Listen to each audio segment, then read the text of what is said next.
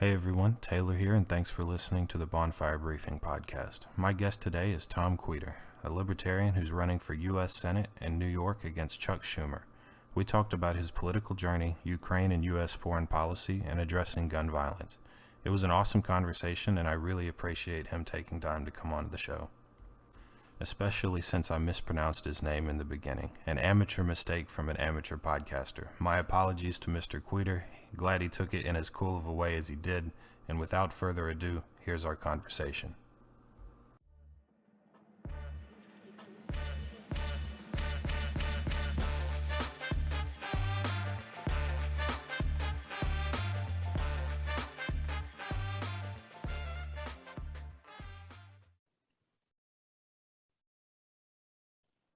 All right, there we go. I think we're good. Tom Queter, welcome to the show. Queter, Thomas Daniel Queter. Never quitter, rarely quieter. Gotcha. But really appreciate you being on the show, man. It's really great to talk to you. I actually talked to LaMichael Wilson, who's running for governor in Tennessee as a Libertarian just a couple weeks back. And, we had a really good conversation. A lot of my viewership is Libertarian leaning, so always great to have a Libertarian on the show. Yeah, I find that most people these days are Libertarian leaning. When I ran in 2020 for state Senate, people I know were asking me why, right? And asked me if I were crazy. And this time around, those same people, now that I'm running for U.S. Senate, are saying things like, good, get them all the hell out of there. Right. Yeah. See, I've thought that for a while too. I feel like most people fall into that libertarian camp, but they feel like they have to choose between a Democrat or a Republican. They feel like they don't have any other options. Well, there's that, and there's the perception that the Libertarian Party gives off.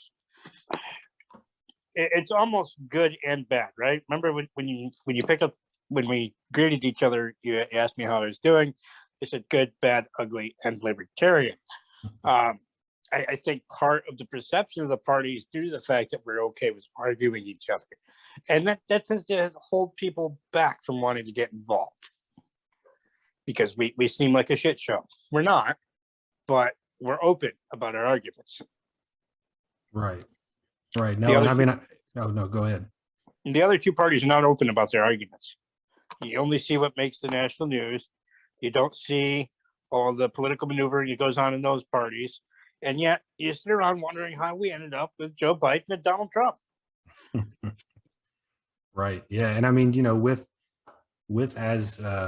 the presidential candidates, and I mean, even down to the federal, state, and local level, I feel like, a lot of people, myself included, I often feel like, neither of the two major parties are representing my views. And I think that especially over the past couple of years, there has to be just this large swath of voters that falls into that same category. And I think that's where the Libertarian Party can make up a lot of ground. I mean, a lot of people are begging for something different at this point. Oh, absolutely. And, part of the problem is that your average voter doesn't look at voting records. We have these long-run incumbents or people who have jumped from one office to another, and they run on rhetoric, words they say. But when you look at their voting record, you have to wonder, did they keep their word? And I feel like those who pay attention to the way their representatives vote versus how they speak, they're more likely to come to the Libertarian Party because, if there's one thing we are as individuals within the Libertarian Party is honest about what we want to do and about what we're going to do. You don't see that in the other two parties. No, you definitely don't. And I think that contrast is really clear. I mean, I follow a couple of different, libertarian candidates and state parties and of course the national party and everything like that. But that is one thing that really sticks out to me, from the social media end. If you go to any of the main candidates for the Democrats or the Republicans, or you go to their accounts, and it's a lot of empty words. It's a lot of fear mongering. It's a lot of, mud throwing and everything like that. But, you go and you look at the Libertarian Party accounts and the Libertarian candidates and their accounts. I mean, they're very straightforward about what they want to enact when elected. I mean, they tell you exactly what they want to do, exactly what they believe. And I mean, I found it really, really refreshing personally. And I imagine that, once you're able to get that message out there to the voters, I imagine a lot of them will feel the same way as well. Well, absolutely. A lot of people think that voting for the Republican Party is voting for less government. But if you look at their voting records and their actions, they just continually build more government, more intrusion into your lives. Conversely, with the Democratic Party, people believe that if you vote Democratic, you're more, vote for the Democratic Party rather, you're helping people more. And both are wrong, right? The systems that are formed for, welfare is a dear and near issue to my heart. When we install these systems and we add in economic control, the suppression of rights of the individual's health by those systems. I'm one of those. I don't have the same constitutional rights that you do because I'm on disability welfare, and therefore much of what's in the Constitution is not available to me. And I don't think that either side of that realizes the hypocrisy of it. I mean, if you're going to help someone, you shouldn't restrict their rights. And if you're going to run on shrinking government, you probably shouldn't vote to grow it. Right. No, absolutely. No, I definitely agree with that. And like I've said, I think that, a lot of voters kind of feel that same way. Could you tell us a little bit about, yourself and why you got involved in politics and why you decided to run for Senate in this cycle? So let's go back to 2016, Gary Johnson era. My back was to the wall.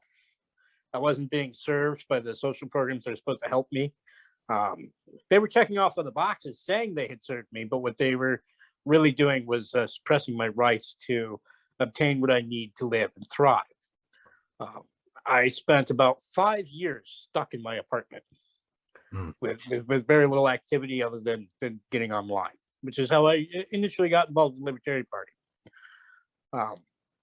The interesting thing there is that I had a choice to struggle on my own or accept what the state offered and relinquish my life, if you will. And that was over the wheelchairs. I don't know if you're familiar about the wheelchair situation. During that period, I had reapplied for the same exact make and model of wheelchair that I'd had 5 times prior. And I was denied. And I was told that I had to choose from a range of wheelchairs, and that range of wheelchairs didn't offer what I needed. In fact, any one of those chairs would have led to my injury within a few months, and that would then put me to bed. Put me to the bed. That's a phrase that those in healthcare and medical profession, anybody who's dealt with aging situations, they know what that means. And when you go to the bed, you don't typically come back, right? You go to the bed to die, and that's what I was trying to avoid.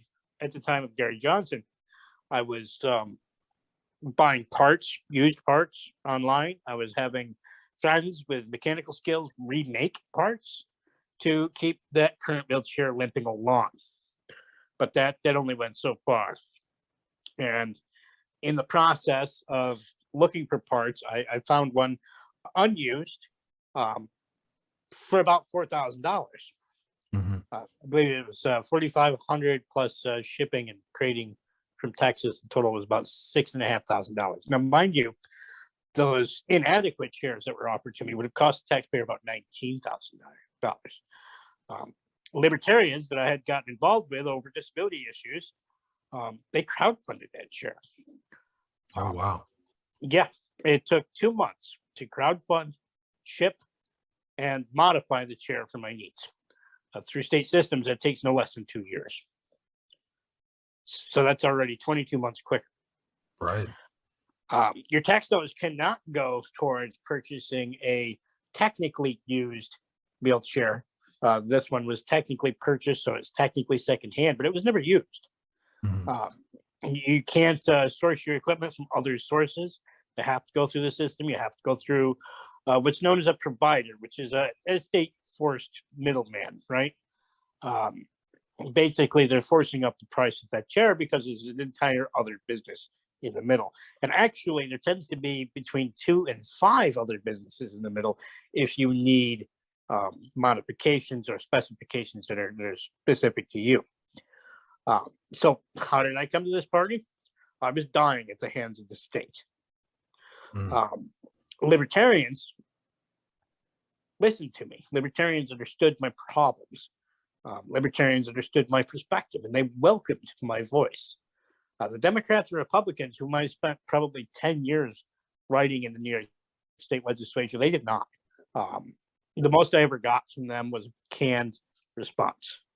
If you don't know what a canned response is, that's a happy-go-lucky email. It doesn't solve the problem or address you or keep you engaged. It's just meant to make you be quiet and go away. Right. If anything, they offer false hope. So where are we here with this story, right? Democrats and Republicans and the entire government did not offer a solution that worked. And libertarians did. That's a big deal. Just crowdfunding this chair has added 8 to 20 years to my life. Wow. So when someone does that for you, when someone understands your perspective, when someone listens to what you think, feel about the way the systems work as a recipient of that quote unquote welfare, because let's face it, healthcare is now welfare.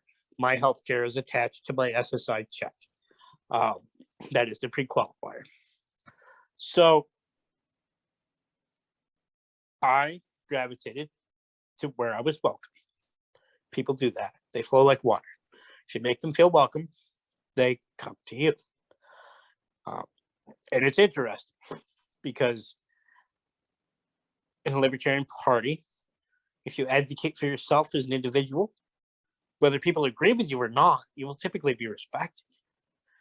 In the other two parties, if they don't agree with you, they don't care if you die. Right. That's a pretty sharp realization from my perspective, right? A lot of other people, they're not in such strict or dire positions, and so it's not as obvious.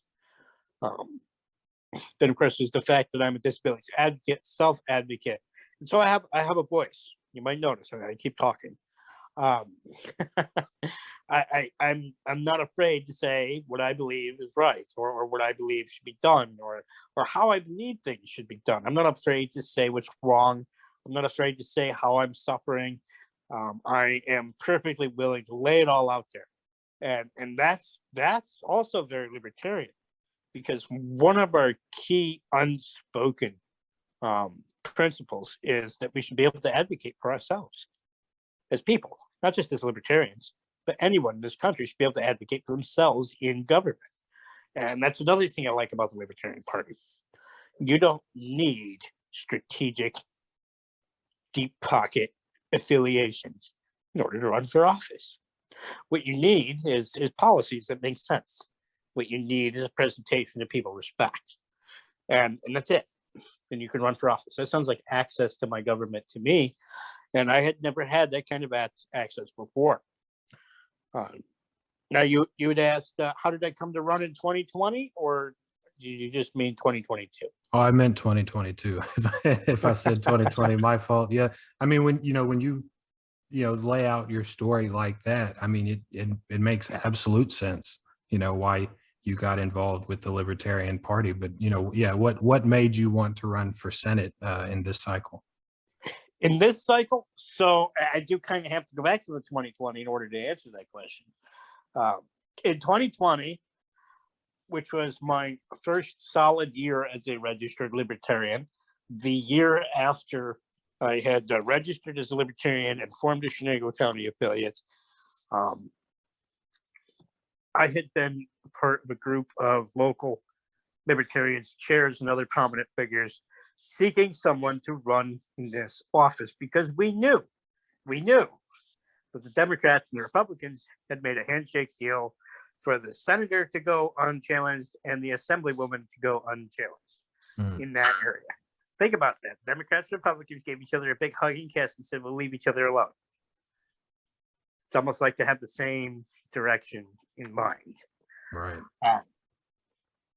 And as libertarians, an unopposed incumbent candidate who's bad on his voting record is a prime target.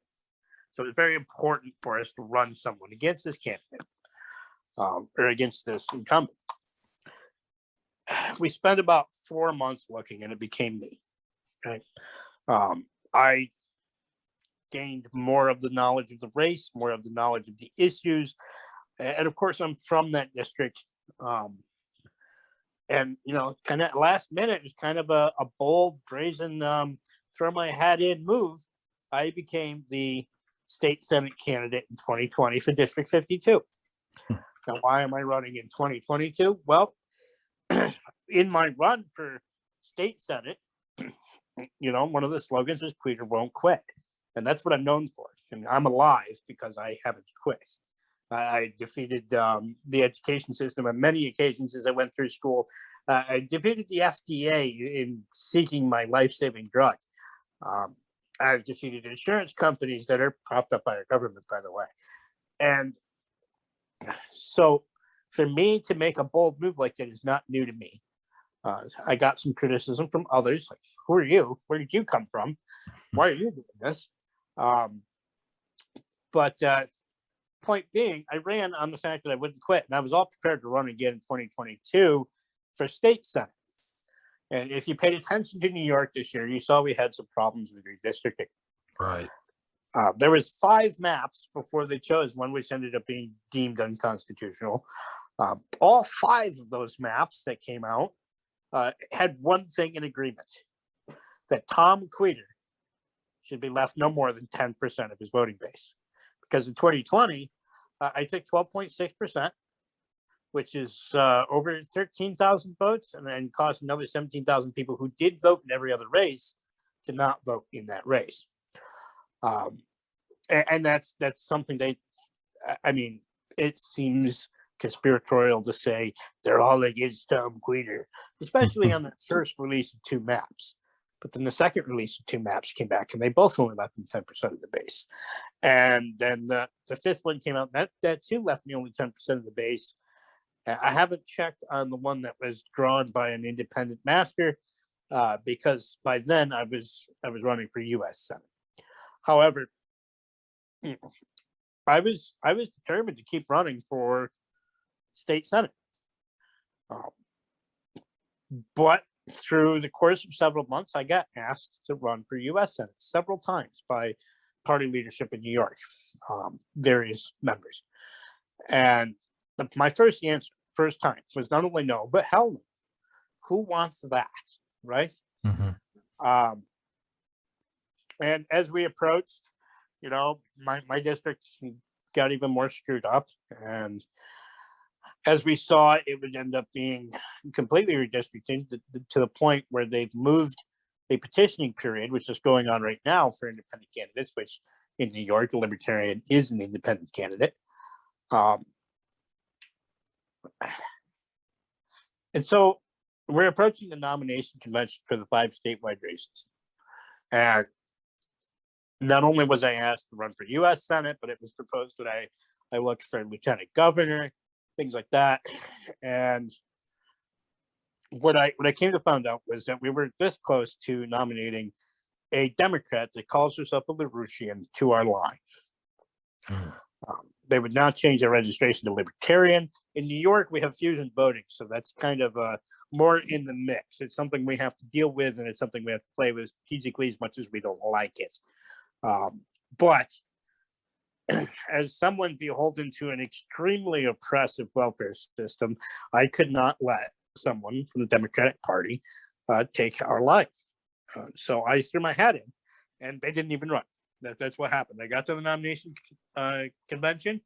I expected her, and I expected a Libertarian competitor as well. Neither of them, because I was put in first, actually stood up and sought nomination. So I ended up being unopposed, when I thought there would be two other candidates. I took it by well over 90%. And here I am running for U.S. Senate against Chuck Schumer of all people. Remember, I just stated how I feel about Democrats. And when I say that, I mean the politicians in the party. I don't mean the individuals who vote that way. I have plenty of Democrats who are friends. I love the judge locally, though he's mixed up in some problems right now. He's a Democrat who has a sign on his front door that's a hand holding a pistol, and it says, "We don't call the police." He's the judge. Oh, wow. That's a blue dog Democrat. And where I am, more of your Democrats in this area, because we're rural and less populated, and less rich, we tend to have Democrats that are more reasonable, more moderate, more old-fashioned, and a lot of them fall into what you might call a blue dog Democrat.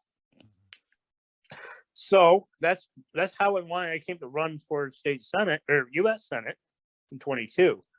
And I'm really big on the standard message of the Libertarian Party to end the drug war. And if you know anything about Chuck Schumer, you know he's part of the reason that Ross Ulbricht is in prison for, I believe, multiple life sentences. And he never even handled or distributed drugs, but that's what he's in prison for. I think that's ridiculous. And then, of course, Chuck Schumer claims to be pro-pot, pro-cannabis. He's actually looking to squash the MOVE Act right now, which is gaining traction in Congress, by introducing his own legislation. This is my own take on what's going on with that. Mhm. I believe he's doing that because it's a midterm year and the Republicans are going to retake Congress. This always happens in midterms. This is very reliable. So that his own bill can fail. So squash one and introduce one that'll come in just in time to fail. That's how you get to say, as a Democrat, that I'm pro-cannabis, damn those Republicans. And you have something else to run on again. You're creating your own platform. Right. Yeah. And if you go to your Twitter page or your website, it's very clear that you're a big advocate for marijuana use and even psychedelic drugs for things like PTSD and everything like that. What are some of the other big issues that you're focusing on in your race for Senate right now? Well, it is post-COVID era, right? Mm-hmm. And people are struggling everywhere. In California, there are towns where people's children are now living in campers in their front or backyards. And it's becoming more and more common for people to live in a camper. Or if you're familiar with Saturday Night Live, perhaps a van down by the river.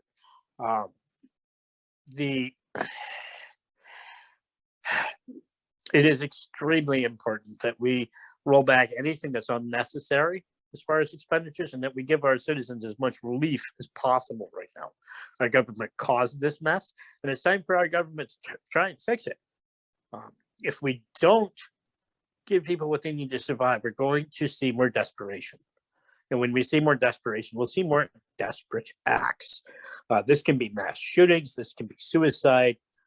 We saw all this through the pandemic. Everything kind of exploded. Where I am in rural New York, meth use skyrocketed. These are all things that happen out of desperation. And if we can foster an environment, an economic environment more specifically, for our individuals within our nation to thrive, then there will be less desperation. If there's less desperation, well, then there'll be less of all of that.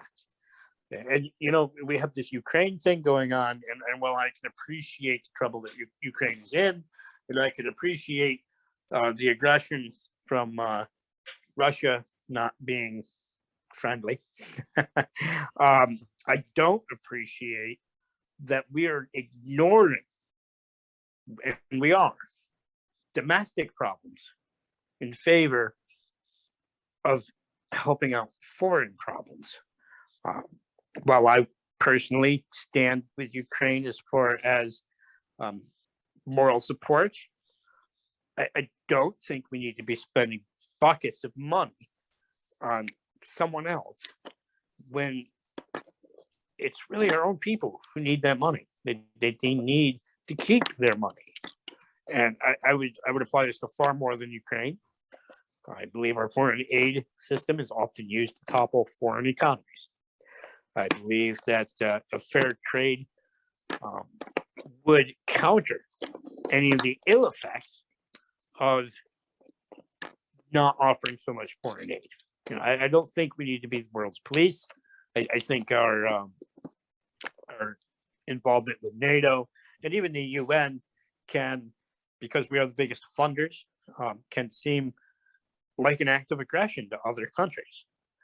And what's the first response you have when someone takes a swing at you, whether it's physical or metaphorical? I mean, you're going to swing back. You're either going to swing back or you're going to take a defensive posture. And I believe that's what happens more often than not with our foreign issues. I mean, if you look at what's going on with Russia and Ukraine right now, Russia's a little, they're not the wealthiest country in the world. They don't have it so great sometimes. And that's partly their own fault with their government. But when we encroach on what's theirs, or even if we just seem to encroach on what's theirs, they react in desperation. If you look at Iran, right? We're all terrified of Iran whenever it hits the news, but I don't know why, because they don't seem to have much. They can't seem to do much. And the reason they're kind of reacting the way they do to us is because we've got their country surrounded with military bases. If I built missile silos all around your house, aimed them at you, would you feel threatened? Oh, yeah, definitely. Even if it was just pellet guns aimed at your property from all around it, you'd still feel threatened, wouldn't you? Oh, yeah, absolutely. So perhaps we need to stop threatening people. Yeah, no, I think you're absolutely right. And you touched on this, a little bit earlier in your answer with the mass shootings. They've been in the news nonstop really over the past couple of weeks. There was the one in Buffalo that left 10 people killed, and then there was a mass school shooting in Uvalde, which is about 80 miles west of San Antonio, which is where I live. And amongst all the other shootings that have gone on, Philadelphia, Chattanooga just had one, my home state. What are some different avenues you think that could be taken to help prevent some of those mass shootings? So mass shootings are a difficult topic. First of all, I want to state that to any victim or family member of any victim of any shooting, whether it's a mass shooting, a police shooting, a domestic shooting, or a shooting of foreign war, whether you're on our side or theirs, my compassion and my heart are with you, because that's loss, and loss is hard. Mm-hmm. And I fully empathize with anyone who's lost anyone they loved. Let's put that out there first, because that's important. Right. Whatever you may think, my answer to this question is not because I don't feel for the victims. I have lost people. I have almost lost people. And I understand that loss. I understand that pain. And I want that to be very, very clear. If we're going to talk about mass shootings, then we need to talk about resources. And that doesn't sound right, does it? It sounds cold, but it is a fact. The stimulus that we came up with in the last 2 years mm-hmm. was the most significant transfer of wealth from the bottom to the top that this country has ever seen. When we do that, we create more desperation. That was an awful lot of money. What did we do to help those with mental health problems in that stimulus? What did we do to understand these problems in the stimulus? What did we do to look at how we're affecting people? Well, nothing. We did nothing. We spent all of that money. All of these same people are on TV every day crying about how they feel for the victims and how they wish something had been done, are the same people who didn't do anything. They didn't do anything. They sat there and they worried about their pocketbooks and their friends' pocketbooks that allow them a luxurious lifestyle or whatever it is they're after, power, fame, just having your name on a piece of paper. You know, a lot of these politicians, there's a list out there. The only thing they've ever done is name a bridge or a road. Right. So what did they do? And that's really the first question we have to ask. What did they do about this? This isn't a new problem. This isn't something that we haven't been talking about for the last 50 years. I believe it was, 69 or 79, that girl that said she hated Mondays was the first publicly known school shooting. It was not the first school shooting, but it was the first widely publicized school shooting. I feel like that a lot of these acts are not as new as people think they are. I believe that our 24-hour news cycle is what keeps them feeling like they're new problems. And again, that is not to take away from my very heartfelt empathy for those who have lost anyone or been injured or passed themselves over violence.